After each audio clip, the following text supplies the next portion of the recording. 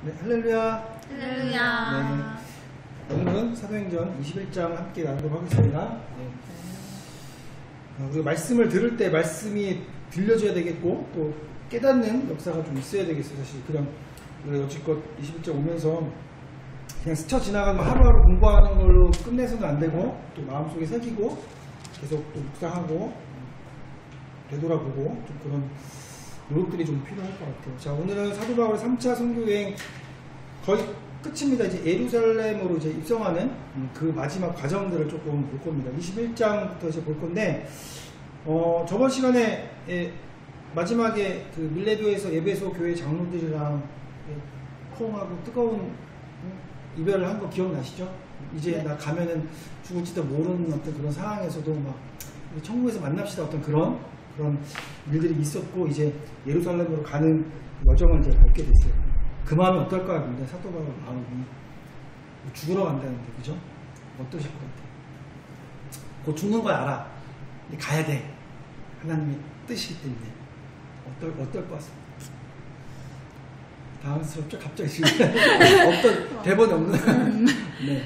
뭔가 걱정되는 마음도 있겠고 네. 반대로는 또 기쁠 수도 있을 것 같아요. 기쁠 수도 있고. 끝난다 이제. 아, 그렇죠. 죽으면 이제 드디어 천국 간다. 주님 만난다. 네. 어떠실 것 같아요? 사도 바울의 마음이랑. 그래서 그럼 이런 것도 이해하면서 좀 가야 될 것 같아요. 공감하면서. 네, 어떠실 것 같아요? 본인이 천국에서 만나요, 막 이러고 이제 떠나는 거야, 배 타고. 어떨 것 같아요? 약간 시원한 느낌? 아, 시원한 느낌? 시원섭섭? 시원섭섭? 그러니까 뭔가 진짜 끝나는 느낌? 끝나는 느낌? 무슨 얘기인지 모르겠지만 끝나는 느낌? 근데 사실은 그런 거예요. 남 얘기라 사실 우리가 편하게 얘기하고 있지만 사실은 그게 만약에 나다라고 하면 사실은 잠을 못 이룰 것 같습니다. 자, 어쨌든 자, 우리 공감하면서 같이 그 길을 우리 떠나봅시다. 자, 1절부터 6절 우리 교재를 보면 바울 일행이 밀레도에서 저번에 예배소 교회 장로들의 따뜻한 존송을 받고 배에 올라 고스, 로도, 두로, 돌레메아를 거쳐 가이사랴에 도착했습니다. 라고 이제 써있고 그 위에 보면 지도가 있죠. 쫙 위쪽에 있는 밀레도로부터 쭉 이 화살표 방향으로 이렇게 오고 있는 거예요. 배 타고 쭉 이제 오게 되는 것이죠. 자, 우리가 여기서 중요한 절들만 조금 읽어보면서 나가도록 하겠습니다. 우선은 4절을 한번 읽어보겠습니다. 4절, 21장 4절입니다. 시작! 제자들을 찾아 거기서 이래를 머물더니 그 제자들이 성령의 감동으로 바울더러 예루살렘에 들어가지 말라 하더라. 네. 이 화살표에 있는 방향으로 쭉 이제 가서 두로에 도착을 했을 때 일인데, 자, 그럼 일주일간 어디에 머물렀다고요? 두로에 머물게 되었어요. 그죠? 네. 천천히 생각하시면서 하면 돼요. 천천히 공감하면서. 자, 4절에 우리가 그래서 성도들을 여기 보면은 찾아갔다 이런 얘기가 있어. 제자들을 찾아 이런 말이 있죠. 찾아.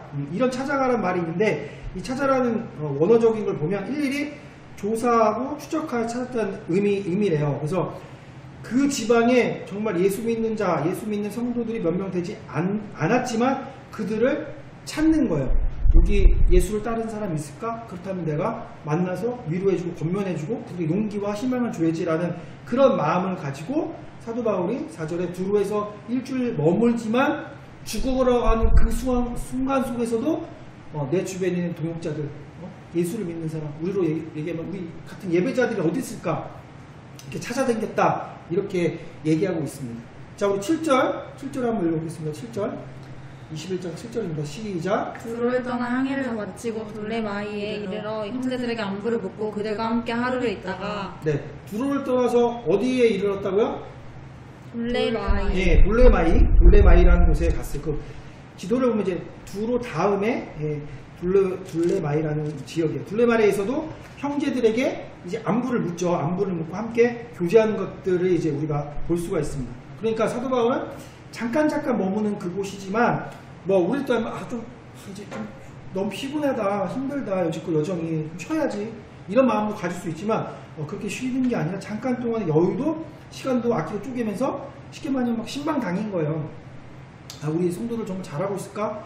또 유대교의 어떤 그런 영향들 때문에 예수를 버리거나 변질되거나 그러지 않았을까 걱정되는 마음으로 계속 신방도 하고 만나서 권면하고 우리에게 뭐 밥도 같이 먹고 식탁 교제도 하고 뭐 그렇게 했겠죠.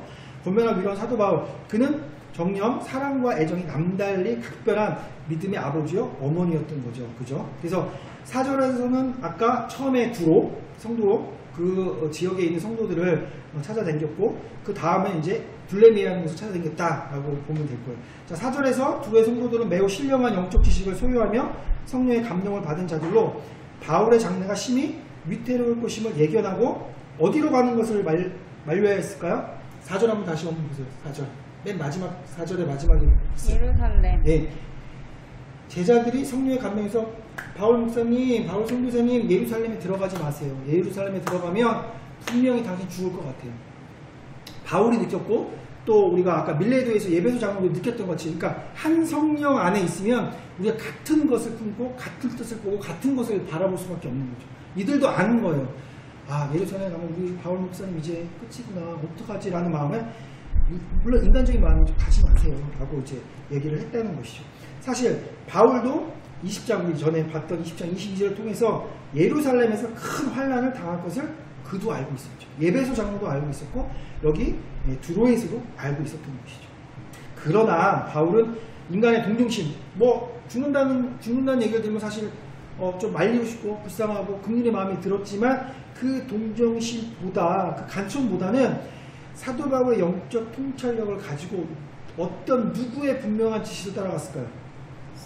그렇죠. 성령. 사도 바울이 성령. 즉 이 사도행전을 이끌고 가시는 성령 하나님이세요. 성령께서 너에게 임하시면 권능을 받고 예루살렘과 우리가 노래했던 미션 찬양 가사 그대로 1장 8절의 가사대로 성령께서 이끄신 분명한 지시가 있었죠. 뭐예요? 이방인의 사도로서 복음을 전해라. 죽음이 올지라도 복음을 전해라. 이 성령님의 분명한 지시를 따라 자신이 당할 환난, 죽는 거, 뭐 돌에 맞는 거, 뭐 풍랑을 맞고 이런 어려움조차 문제가 되지 않고 더 많은 사람들에게 유익이 됨을 알고 있었죠. 복음을 전할 때마다 그들이 구원받고 예수를 만나는 그게 더 소중한 것이다. 자기 목숨보다. 이것을 알고 있었습니다. 자, 우리 10절에서 14절까지는 한번 좀 읽어보도록 하겠습니다. 교독할게요. 한 절 한 절씩입니다. 10절부터 14절. 자, 여러 날 머물러 있더니 아가보라는 한 선지자가 이대로부터 내려와 우리에게 와서 바울의 띠를 가져다가 자기 수족을 잡아매고 말하기를 성령이 말씀하시되 예루살렘에서 유대인들이 이같이 이 띠 임자를 결박하여 이방인의 손에 넘겨주리라 하거늘 우리가 그 말을 듣고 그곳 사람들과 더불어 바울에게 예루살렘으로 올라가지 말라 권하니 바울이 대답하되 여러분이 어찌하여 울어 내 마음을 상하게 하느냐. 나는 주 예수의 이름을 위하여 결박당할 뿐 아니라 예루살렘에서 죽을 것도 각오하였노라 하니 14절 같이요. 시작. 그가 권한을 받지 아니하므로 우리가 주의 뜻대로 이루어지이다 하고 그쳤노라. 아멘. 마찬가지로요. 그 다음에 둘레마이를 떠나서 조금 밑에 내려가면 가이사라라는 이제 동네가 지도에 있잖아요. 이제 그곳에 갔어요. 갔더니 이제 아가보라는 선지자 예언자가 바울을 맞이하는 거예요. 그래서 아가보도 마찬가지로 아까 많은 그 성도들이 성령 안에서 한 곳을 바라보고 한 곳에 뜻이 있었던 것처럼 그도 예루살렘에 가면 바울 결박된다, 죽는다 알게 된 것이죠. 그래서 바울이 예루살렘에 가지 못하도록 권면했어요. 선생님 가지 마십시오. 목사님 가지 마십시오. 라고 똑같이 만류했다는 거죠. 스승을 생각한 제자들의 인간적인 애정과 사랑을 내세웠지만 가로 안에 보면 누구의 뜻보다 더 우선되는 건 없을까요? 하나님. 그렇죠. 하나님의 뜻보다. 성령 하나님 즉 하나님께서 사도 바울을 세우신 그 목적보다 더 위에 쓰는 건 없어요. 예수님도 말하셨잖아요. 나보다 내 형제나 가족을 더 사랑하는 것은 합당치 않다고 말씀하셨잖아요. 그게 뭐 인정머리 없이 예수님 너무 하시는 거 아니, 그것이 아니라 무엇보다 우리가 선택해야 되고 우선순위가 둬야 될 것은 예수님과 하나님, 성령 하나님께서 말씀하신 그 뜻이죠. 즉 하나님 말씀인 것이죠. 말씀을 우리가 따라야 되는 것이죠. 이를 안 사도 바울은 역시 사도 바울은 뜻을 귀히 여기고 단호하고 굳은 신념으로 괜찮습니다. 예루살렘 가는 거 다 압니다. 저도 어려운 거 아지만 좀 전진하겠습니다. 라고 얘기하는 것이죠.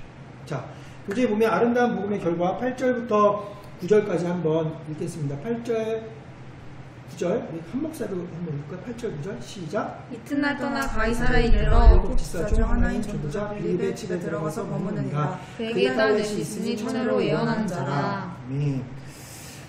자, 맨 처음에 예전에 기억이 나실지 모르겠지만 사도들이 여러 가지 일들을 막 하니까 뭐 구제하는 일 때문에 히브리파 유대인들과 헬라파 유대인이 막 싸우고 막 이런 일도 있고 그래서 안 되겠다. 우리는 말씀에 전념하고 이런 행정적인 거 여러 가지는 우리 집사님들을 좀 둬서 그분들을 이용해서 교회 행정이나 여러 가지 구제하는 일도 맡기자 해서 뭐 그때는 빌립 집사도 있고 스데반 집사도 있고 7집사를 세웠잖아요.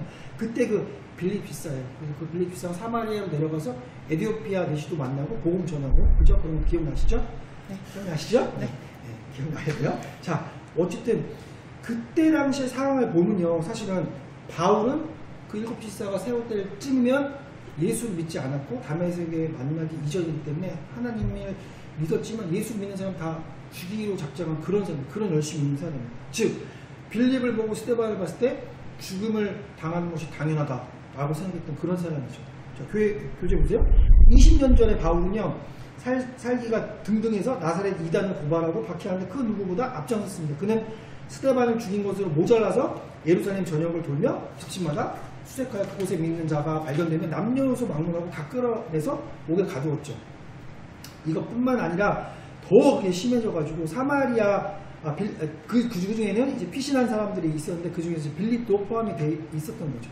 빌립은 사마리아 내려가 그곳에 복음을 전파했습니다. 그 후에 20년이 이제 와서 이제 당시에 핍박자였던 사울과 그때 당시에 전도자였던 이 빌립이 같이 만나는 일이 일어나는 거죠. 자, 그러니까 그때 당시에 사울은 가해자였고 빌립은 어떤 사람이겠어요?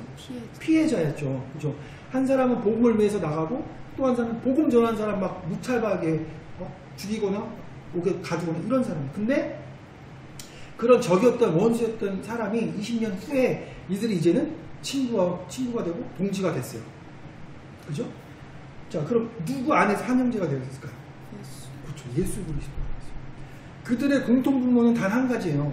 뭐 그들의 성향이 맞는 것도 아니고 그들의 관심사, 뭐 좋아하는 음악, 뭐 음식, 뭐 이런 거가 아니라 그들의 공통적인 분모는 뭐냐면 예수 그리스도라는 것이죠. 예수 그리스도를 주로 고백했고 예수 그리스도를 전하는 복음 전도자의 사명을 이제는 같이 하고 있는 거 아닙니까?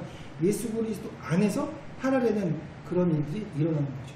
자, 둘이 만약에 원수라고 해도 예수 그리스도 안에는 화목하게 될 수 있는 것이죠. 먼 날 다시 만났을 때 예수님 안에서 그 전에 우리가 얼굴을 붉히고 헤어졌더라도 예수님 안에서 주님께서 뜻하신 뜻을 같이 할 때는 하나 되고 한 형제처럼 그렇게 더 되는 것을 우리가 볼 수가 있는 것이죠. 그래서 지금 이 모든 것은 예수 안에서 복음이 가져온 결과죠. 복음은 그래서 하나 되게 하고 복음은 서로 사랑하게 하고 복음은 허다한 것들을 다 덮는 거죠. 사랑의 모든 것들을 덮는 것처럼.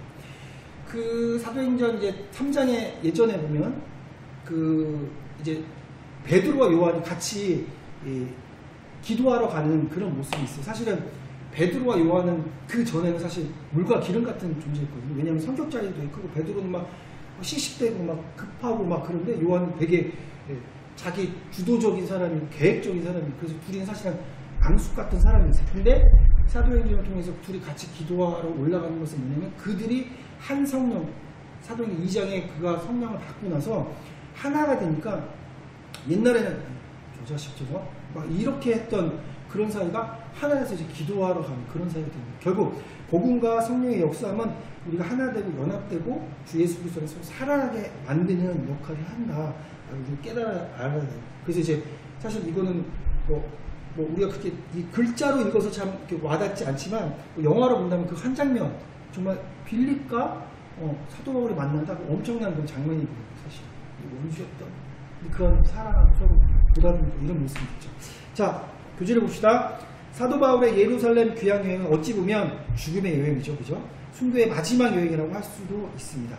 게다가 바울은 여행 도중에 기착지에서 가는 곳마다 성도의 간곡한 제지와 만류가 있었죠. 가지 말라고 예루살렘에. 그럼에도 불구하고 복음 전도의 열정에 불타는 바울의 결심과 각오는 아무도 말릴 수 없었습니다. 죽는 날까지 주의 나라와 복음을 위해 헌신하는 삶의 자세, 그리고 주님 위에 죽는 죽음이야말로 세상의 어떤 죽음보다 고귀하고 숭고하다는 신앙 자세, 이것이 진정한 우리가 본받아야 될 전도자의 어떤 삶이 아닌가라고 생각이 듭니다. 이제 뭐 선교도 가시고 뭐 여러분들 복음 전하도 가시고 사역도 하러 가시는데 사실은 거기 가는 동안에 힘들고 어려움이 있겠지만 주님이 부르신 그 뜻을 알기 위해서 기꺼이 가는 거 아니겠습니까?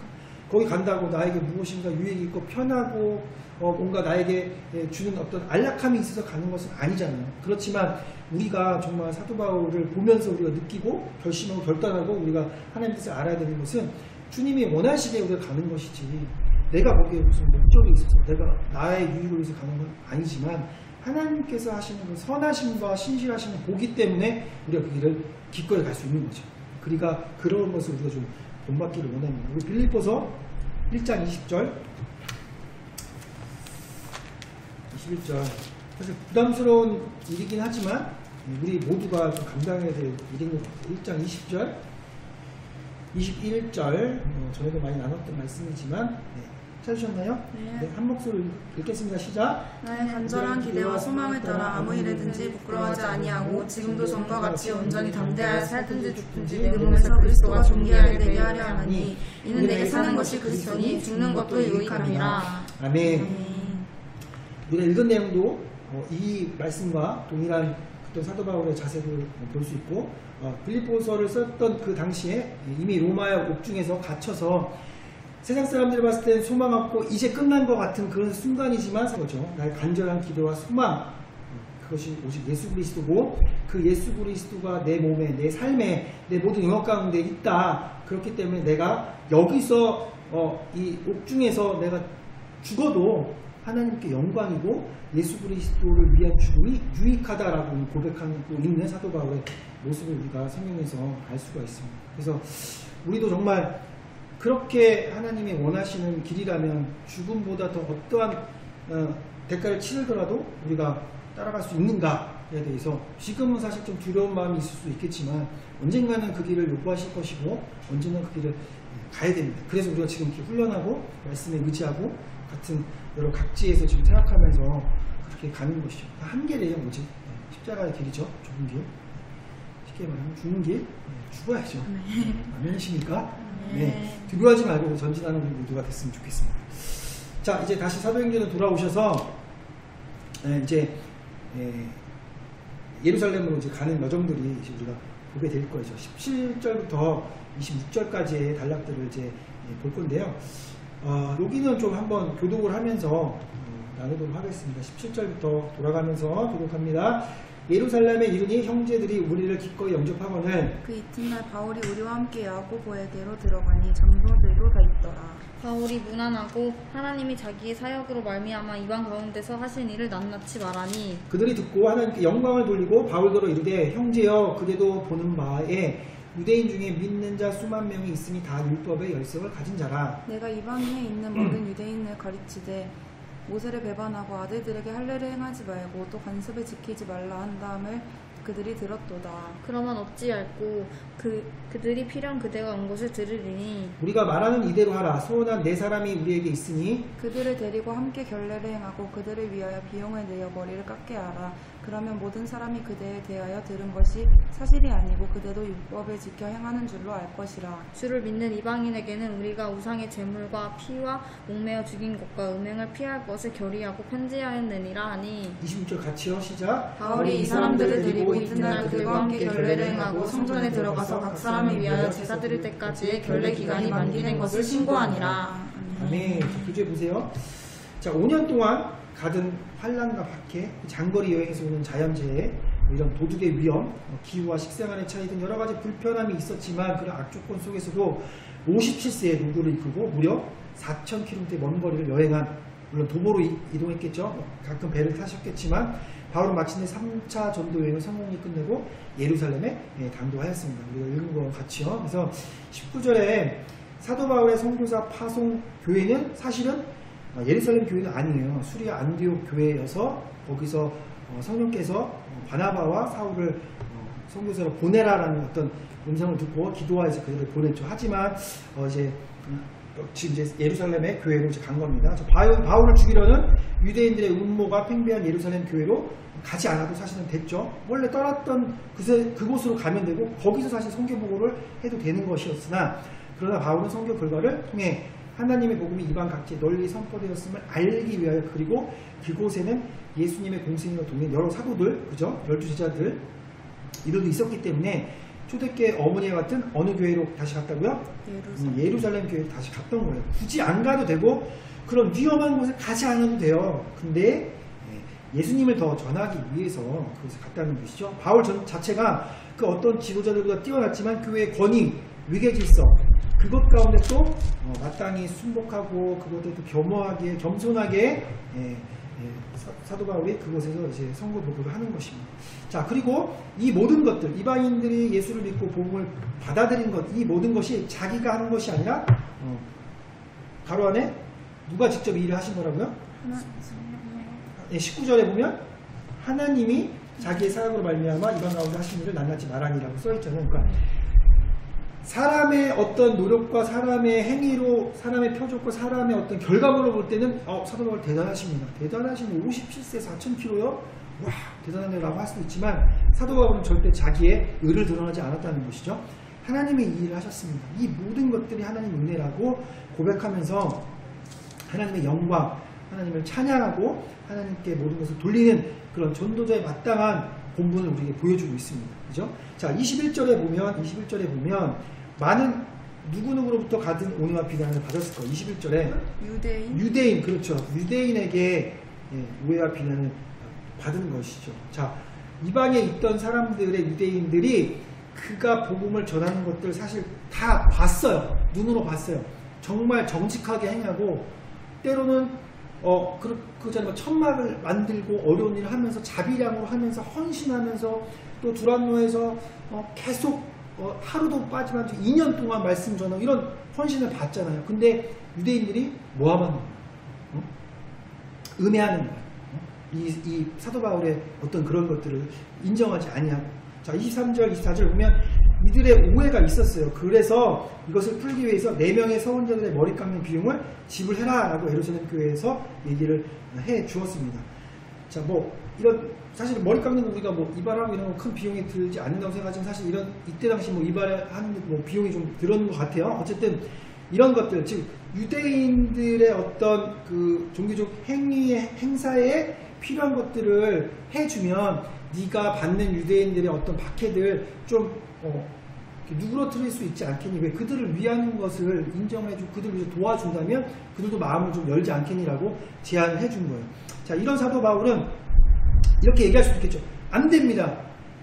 이것은 기고 이것은 아니고 하나님의 것은 하나님의 것이고 다른 것은 절대 인정할 수 없습니다. 라고 분명하게 유연하지 못하게 얘기할 수도 있지만 사도 바울은 자기의 고집을 내세우기보다는 그런 마음의 상처가 있으니까 뭐 그런 어려움이 있을 수 있겠죠. 저를 오해할 수도 있었겠네요 라고 하면서 유연하게 자기 형제와 동포를 사랑하는 너그러움을 가지고 불필요하지만 네 알겠습니다. 그러면 그 머리 깎는 비용을 제가 지불하겠습니다. 이렇게라도 해서 우리가 주 예수 그리스도 안에서 화합하고 예수를 전하는 것이 유익하다면 충분히 그것을 할 수 있겠습니다 라고 얘기를 하는 거죠. 그래서 지혜롭게 슬기로운 태도를 가지고 그들에게 미덕을 베푸는 것이죠. 그 기꺼이 4명의 서원자의 머리 깎는 비용을 지불하는 모습을 우리가 보게 되는 것입니다.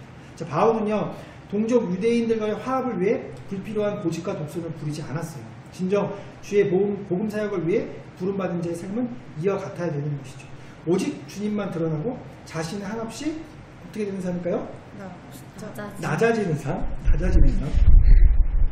뭐 주님을 위해서라면 내가 사실은 이런 대우를 받지 않아도 되는데 이런 소리 안 들어도 되는데 당당한데 내가 좀 접지, 내가 낮아지지, 섬기지.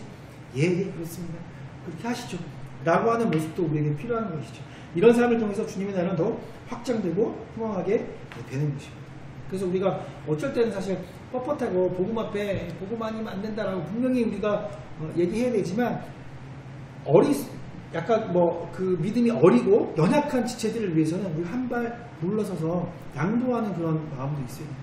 야, 너 예배 시간에 자세가 그따위밖에 안 돼. 찬양도 할 때도 그렇게 하고 졸아 지금 미친 거 아니야? 막 이렇게 독설적으로 얘기할 수도 있지만 그 안에서 우리가 긍휼함을 갖고 아직은 믿음이 온전하지 못하니까 좀 권면하고 좀 우리가 좀 사랑해주고 품어줌으로 그들이 좀 일어설 수 있다면 얼마든지 그런 걸 이해할 수 있지 않겠습니까? 물론 이해하는 마음이 생기진 잘 않아요. 그죠? 십자가로 막 균을 찍고 싶고 이런 말 분명히 올라오지만 우리에게는 그런 동전의 양면과 같이 그런 마음도 필요하다는 것이 주님이 원하시는. 주님께서 만약에 그런 마음이 없었다 그러면 우리 다 여기 지금 없죠. 사실은 죄 하나 지을 때마다 십자가로 주님 찍으셨다면 그냥 없어요. 죽는 건데 주님이 얼마나 우리 사랑하셔서 기다리고 참으셨던 것만큼 우리도 필요하다. 그런 자세가. 자, 고린도전서 15장. 사도 바울 형님은 굉장히 참 인내심도 많고 저 같으면 잘 못할 것 같은데 15장 58절입니다. 네, 찾으셨나요? 15장 58절. 한 목소리로 시작. 그러므로 내 사랑하는 형제들아 근실하며 흔들리지 말고 항상 주의 일에 더욱 힘쓰는 자들이 되라. 이는 너희 수고가 주 안에서 헛되지 않은 줄 알미라. 아멘, 아멘. 네. 우리가 하나님이 주시는 말씀이 기준 삼는다면 여러 가지 환경과 상황에서 흔들리지 말고 더욱 하나님의 일을 위해서 복음을 위해서 힘쓰고, 그리고 너희가 그렇게 유대인한테 함부로 머물고 낮아지고 섬기고 겸손한 거 누가 알아요? 사람 몰라도 하나님이 아신다는 거죠. 너희 수고가 주 안에서 헛되지 않은 줄 안다. 그러니까 우리가 때로는 사람한테 좀 인정받아야 되고 이렇게 생각하고 예배하는 것들이 좀 존중받아야 될 그런 마음이 우리가 불쑥불쑥 들어오지만 사실은 사람이 알아주는 것보다 하나님이 누구보다 우리를 잘 알기 때문에 그런 거에 우리가 사실은 위안을 받고 참 하나님께서 주시는 그런 사랑의 마음을 우리가 좀 더 안다면 사람의 어떤 그런 것들을 좀 이겨내지 않을 수 있을까, 이겨낼 수 있지 않을까라는 생각이 좀 듭니다. 가끔가다 막 그런 거죠. 우리 마음도 모르고 사람이 얘기하는 비난과 어떤 그런 뒷담화 여러 가지 소리가 들릴 수 있잖아요. 근데 우리 그런 거에 집중하는 것이 아니라 하나님이 오늘 우리를 어떻게 보시는지, 하나님 앞에 우리가 어떻게 정직하게 행했는지를 하나님 아시면 하나님께서 하나님 만났을 때 분명히 자기가 충성된 종아라고 얘기해주지 않을까 그런 생각을 해봅니다. 자, 빌립보서 3장 7절 3장 7절하고 8절을 같이 읽어볼게요. 비슷한 말씀이에요. 3장 7절 8절 제가 7절 읽고 8절 여러분 읽겠습니다. 그러나 무엇이든지 내게 유익하던 것을 내가 그리스도를 위하여 다 해로 여길 뿐더러 또한 모든 것을 해로 여기면 내 주 그리스도 예수를 아는 지식이 가장 보상하기 때문이라. 내가 그를 위하여 모든 것을 잃어버리고 배설물로 여기면 그리스도를 얻고. 아멘, 아멘. 사도 바울 되게 잘난 인물이죠, 그죠? 그가 이런 대우를 받지 않아도 돼요, 그죠? 우리로 내라면 뭐 하버드 나와가지고 애플에 취직을 해가지고 25살에 CEO가 되고 뭐 이런 승승장구하는 사람이 지나가는 어떤 무명의 사람들한테 욕을 먹거나 그들에게 굽신굽신하면서 섬겨야 될 이유는 사실 없어요. 그렇지만 그럼에도 불구하고 그가 모든 것들을 배설물로 여기고 내 안에 계시는 예수 그리스도를 가장 귀함으로 여기는 이 정말로 예수를 사랑하는 사람, 그리고 예수의 복음에 미쳐있는 이 사도 바울을 우리가 본다면 우리도 기꺼이 유대인들 앞에, 그리고 여러분이 생각하는 어떤 그 유대인, 어떤 여러분들의 그 불편한 그 사람, 그리고 불편한 그 자리 기꺼이 낮아져서 내가 이런 것들 받아야 될 어떤 그런 위치는 아니지만 주님이라면 더 낮아질 수 있지. 이게 그런 말 아니겠습니까? 똥같이 여길지라도 배설물같이. 저번에 우리 그때 집회 갔을 때 그런 말 하지, 어떤 목사님이 다음 세대를 위하면 똥이라도 먹겠다 이런 말 들었었잖아요. 그만큼 그 하나님이 주시는 비전과 사명과 그 복음에 대한 열정이 있다면 어떤 것도 우리에게는 그것을 막는 일이 있어서는 안 되는 것이죠. 그래서 내가 낮아질 때는 낮아지고 또 무엇인가 해야 될 때 헌신할 때 헌신할 수 있는 그런 것. 그거의 원동력이 뭐예요? 내 안에 예수 그리스도가 있으셔야 되죠. 그러니까 하던 봉사가 힘들고 하던 사역이 힘들면 사실은 점검해봐야죠. 내 안에 하나님의 임재하심과 성령의 충만하심, 성령의 거듭남, 그러니까 거듭남은 단회성이고 일회성이지만 성령의 충만은 매일 배터리에 공부를 받아야 되는 것이죠. 그렇기 때문에 우리가 뭔가 원래 하던 뭐 살고 원래 하던 건데 힘들기만 하고 피곤만 하다 내 안에 있는 성령님이 충만해 계신가를 점검하시고 안 될 때 기도함으로 다시 성령님을 우리 안에 모셔드리는 그런 일들이 있었으면 좋겠습니다. 자, 어쨌든 우리가 사도 바울과 같이 우리의 모든 것들 과감하게 버리고 주 예수로만 만족했으면 좋겠어요. 자, 이제 27절부터 40절까지는 이제 예루살렘에서 많은 성도들이 예언한 것처럼 아까 아가보 그 선지자도 예언한 것처럼 결국 잡힙니다. 예루살렘에서 잡혀요. 그게 하나님의 뜻이거든요, 사실은. 그렇게 잡혀서 로마로 가게 하는 게 하나님의 또 계획이기 때문에 당연히 하나님의 말씀대로 이루어지는 것이죠. 자, 어쨌든 그렇게 잡히는 과정들을 보게 될 건데, 자, 여기는 간략간략 절만 볼게요. 27절만 한번 읽어보겠습니다. 27절 시작. 그 일대가 거의 참에 아시아부터 온 유대인들이 성전에서 바울을 보고 모든 무리를 충동하여 그를 붙들고. 네. 저 교재에 보면 유대인들의 결례 마지막 날 성전에 있는 바울을 서로 잡았죠.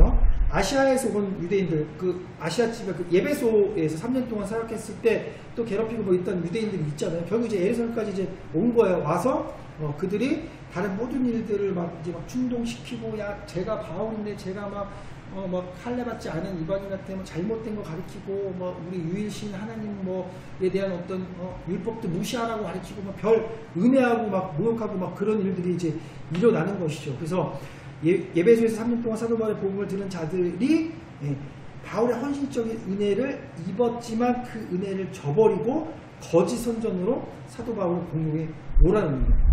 그러니까 이게 결국 사단은요, 한순간에 하나님의 생각을 뺏고 사단의 생각을 집어넣어요.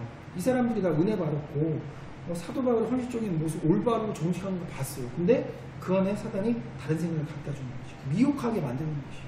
그러니까 그들이 눈과 귀와 입이 어두워져서 잘못된 얘기를 하고 있는 거죠. 자, 28절, 29절 또 한번 조금 한번 읽어보겠습니다. 28절 제가 읽고 29절 여러분 읽겠습니다. 외치되 이스라엘 사람들아 도우라. 이 사람은 각처에서 우리 백성과 율법과 이곳을 비방하여 모든 사람을 가르치는 그자인데 또 헬라인을 데리고 성전에 들어가서 이 거룩한 곳을 더럽혔다 하니, 이는 그들이 전에 에베소 사람 드로비끰과 바울과 함께 시내에 있음을 보고 바울이 그를 성전에 데리고 들어간 줄로 생각함이로라. 네, 구체적인 어떤 일에 대해서 일어났었는지에 대해서 얘기를 하는데, 사실은 목적을 위해서 그들이 거짓말을 서슴없이 하는 것이죠.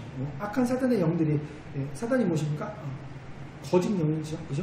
거짓, 잘못된 것을, 진실을 얘기하는 것이 거짓을 얘기하는 것이. 그래서 그들이 없었던 일들에 대해서 자꾸 얘기하면서 그를 공경에 처하게끔 이제 하고 있습니다. 자, 34절 읽어볼게요. 34절입니다. 시작. 우리 가운데서 어떤 이는 이런 말로 어떤 이는 저런 말로 소리치거늘 천부장이 소돔으로 말미암아 진상을 알 수 없어 그를 영내로 데려가라 명하니라. 어쨌든 막 소동이 막 일어났고요. 무리들이 야, 뭐 그래, 바울 누가 뭐 이렇게 잘못된 놈인가 보다, 그냥 없애자, 막 이렇게 막 선동이 일어난 거예요. 그렇게 됐는데 34절에 보니까 무리 가운데 어떤 이는 이런 말로, 어떤 이는 저런 말. 그러니까 실제적으로 뭐예요? 잘 모른다는 거예요. 사도 바울이 무슨 잘못을 했는지 걔 누군지 잘 모르고 여기서 와 그러니까 와, 저기서 완전 와 이렇게 하는 거예요. 자, 교재에 보세요. 소동의 내용도 모르고 행손수설하며 분별력 없고 대중에 선동되어서 행동하는 것이죠. 마치 예전에도 그런 일이 있었어요. 데메도리의 선동, 신상 만드는 거 못하게 했을 때 막 데모 일어나는 거 그런 것처럼, 그때 마찬가지로 예배소 연극제 때 지어 몰러갔던 그런 사람들처럼 이유도 모르는 거예요. 그러니까 세상에 조류에 막 왔다 갔다 거리는 사람들이 있잖아요. 그죠? 이게 좋더라 그러면 와 좋고, 저게 좋더라 그러면 와 우로 따라가고, 그죠? 아파트가 좋더라 와 비트코인이다 와 따라가고, 그죠?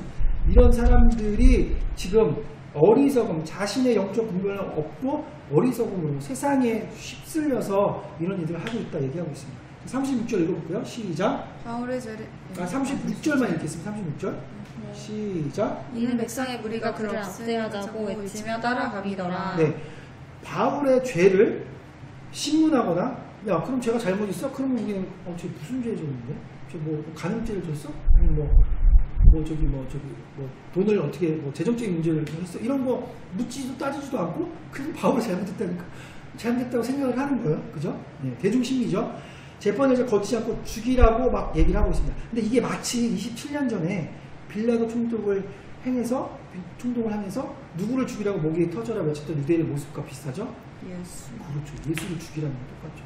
그때 사실 예수가 어떤 죄 졌는지 사실은 몇몇 사람들만 알고 대제사장들과 그를 죽이려고 모함했던 사람들만 아는 것이지 대중들은 몰라요. 그냥 야 빌라도가 예수 내가 봤을 땐 죄도 없는 것 같은데 죄도 없는 것 같았으면 아, 죄가 없구나라고 생각했는데 그것도 아니다 십자가에 못 박혀라고 막 난리 치는 거예요. 근데 일주일 전에는 오산나 다윗의 자손이여 오산나 그리고 막 종려나무 흔들면서 막 웰컴 막 이렇게 했던 사람들이 아무 생각 없는 것이죠.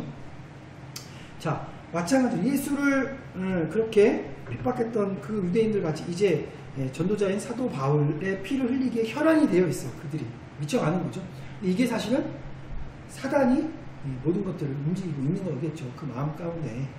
자 39절 40절 거의 이제 끝났네요. 39절 40절 한번 제가 39절 40절 여러분 읽겠습니다. 바울이 이르되 나는 유대인이라 소비 아닌 길리기아 다소시의 시민이니 첫건대 백성에게 말하기를 허락하라 하니 천부장이 허락하거늘 바울이 총대 위에 서서 백성에게 손짓하며 매우 조용히 한 후에 히브리 말로 말하니라. 네. 어쨌든 잡혔어요.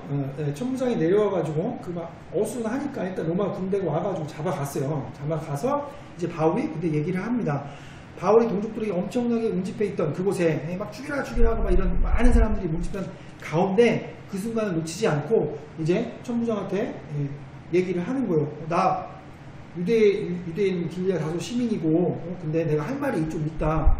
말할 시간을 다오라고 이제 얘기를 하는 것이죠. 자 이렇게 사실은 나 지금 여기서 돌 맞아 죽을 것 같은데 정말 예루살렘에서 죽겠다는데 그게 지금인가 라고 생각할 수도 있잖아요. 나 이제 죽는다. 근데 그 순간에도 얘는 우리 바울 형님은 갑자기 생각하면 사람이 많이 모였어? 그럼 복음 전하기 딱 아니야? 라고 생각합니다. 완전히 뼛속까지 그죠? 복음 아니면 안 되는 사람이에요 이분이. 그래서 딱 모였을 때 주님 이 순간도 주님께서 나에게 주시는 시간이십니다. 나 오늘 여기서 복음 전하겠습니다. 돌 맞아 죽을지언정. 근데 보통은 갑자기 내가 막 그 전에 막 주를 위해 죽겠습니다 막 하지만 정말 칼을 딱 대고 너 죽어 안 죽어 너 예수 믿어 안 믿어 했을 때 흠칫 놀랄 수도 있지만 그런 생명의 위협 속에서도 사도 바울은 이거 타이밍 기가 막힌데 오늘 전하겠다. 이런 엄청난 이 담대함 어디서 오는지 그 안에 예수가 분명히 살아계신 것 같습니다. 자 마지막 단락 함께 우리가 좀 볼게요. 과거나 지금이나 할 것 없이 복음 전도자들은 항시 악한 무리에게 애워싸여서 언제 어디서 어떤 박해를 당할지 모릅니다. 그죠? 2000년 전이나 그리고 우리 선교사님들을 통해서 미국 선교사님을 통해서 왔을 때 선교사님 죽어가시고 우리 초대 우리 교회에 있었던 많은 분들이 뭐 일제시대 때 많이 순교하신 것처럼 여러 가지 문제 가운데 복음 전도자들은 항상 위협이 있어요. 그래서 어쩌면 가장 사랑하는 부모, 형제, 친지, 동족 내가 믿었던 사람들로부터도 박해를 당할 수가 있는 것이죠. 그죠? 사도 바울도 자기 유대 민족한테 박해당하는 거잖아요. 이해가 안 되잖아요. 내 민족한테. 뭐 예를 들어 이방인이라고 하면 저거 유대 민족 저거 잘못한다고 했을 때 이해는 하겠죠. 근데 이거는 내가 태어난 내 고장 사람들이 내 형제와 같은 사람들이 지금 나를 죽이려 하는 그런 상황이죠.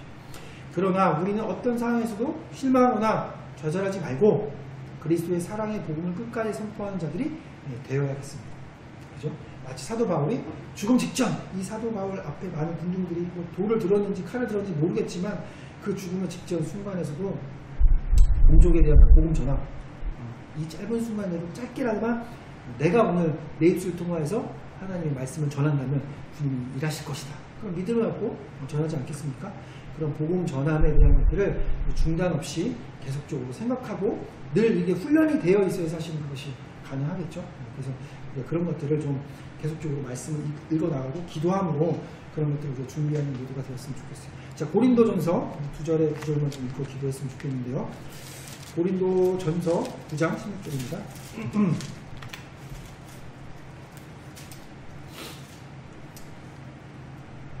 16절 찾으셨습니까? 네. 한 목소리로 시작. 내가 복음을 전할지라도 자랑할 것이 없으면 내가 불불할 일임이라. 만일 복음을 전하지 아니하면 내가 회개했을 것이로다. 네. 자, 그리고 디모데후서 4장 2절 같이 좀 읽고. 디모데후서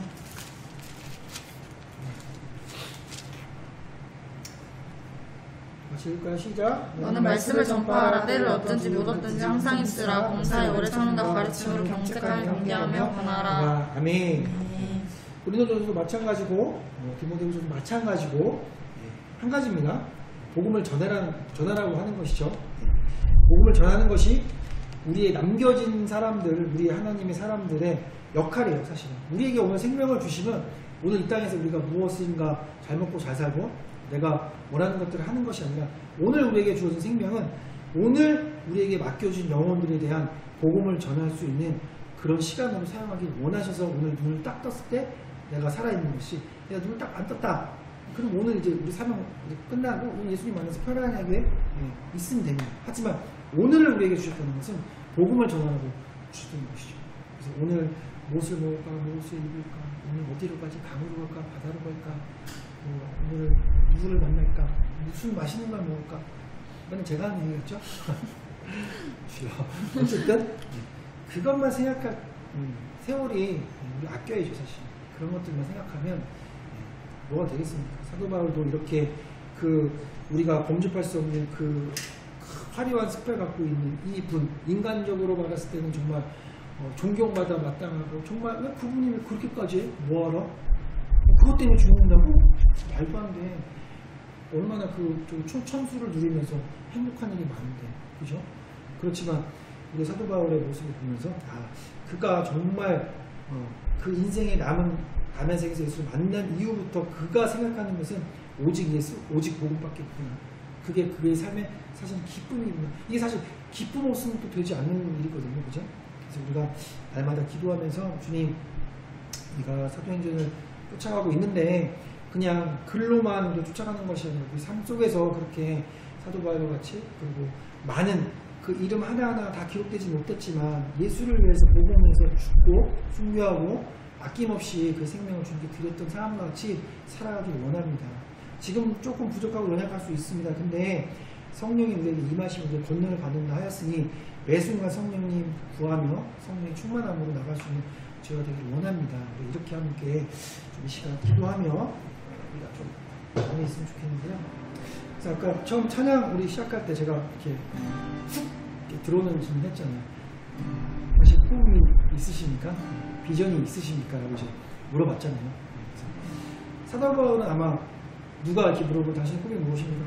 저는 복음을 전하는 것입니다. 라고 정말 그렇게 살았습니까? 근데 정말 우리는 누가 갑자기 어느 순간 물어보면 뭐 수련회 같은 데서 갑자기 어떤 강사가 앞에는 우리 자매님 꿈이 뭐예요? 그러면 저는 복음을 위해 살겠습니다. 이렇게 당당하게 우리가 얘기할 수 있는 그런 사람입니다. 지금 현재 좀 돌아봤으면 좋겠고 어느 순간 어떤 상황이라도 예수, 그냥 예수